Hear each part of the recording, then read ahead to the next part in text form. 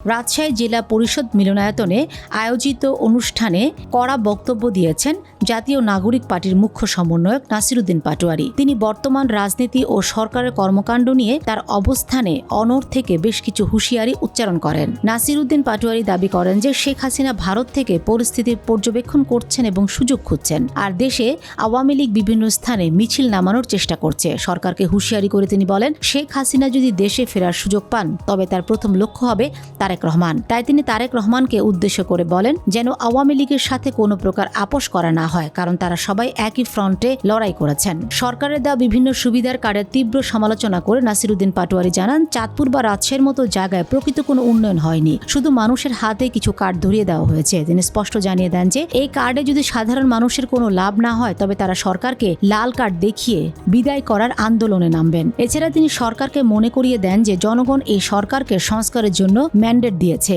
তাই সংস্কার কাজে অবহেলা করলে সরকারের টিকে থাকা কঠিন হয়ে পড়বে। ফারাক্কা দিবসের প্রসঙ্গ টেনে নাসিরউদ্দিন পাটোয়ারী রাজশাহীর পদ্মা নদীতে পানির অভাব নিয়ে ক্ষোভ প্রকাশ করেন। তিনি বলেন, মাওলানা ভাসানীর নীতি বিসর্জন দিয়ে ভারতের সামনে নতজানু পররাষ্ট্র নীতি অবলম্বন করলে দেশের কোনো লাভ হবে না। নদীতে পানি না এনে খাল খনন করার বিষয়টিকে তিনি উপহাস করেন এবং রাজশাহীবাসীর জীবন বাঁচাতে পানির ন্যায্য হিস্সা আদায়ে প্রয়োজনে দিল্লির দিকে লং মার্চ করার ডাক দেন। তিনি হুঁশিয়ারি দিয়ে বলেন, যদি আদর্শের বিচ্যুতি ঘটে তবে তারা বিএনপি এবং আওয়ামী লীগকে একই পাল্লায় মেপে ব্যবস্থা নিতে দ্বিধা করবেন না।